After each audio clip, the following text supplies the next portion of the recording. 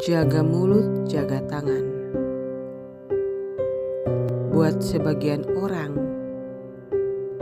yang dong jaga itu mata deng hati, memang akan bagus.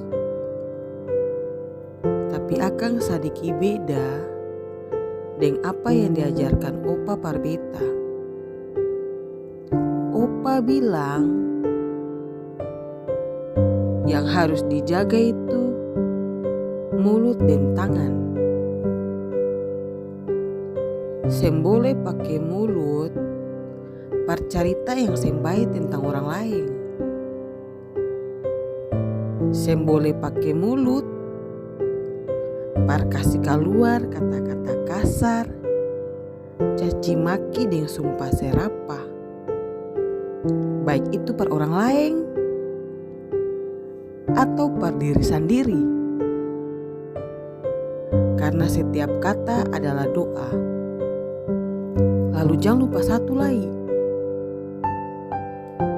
Jaga tangan. Seng boleh pakai tangan itu par tolak orang lain kasih jatuh.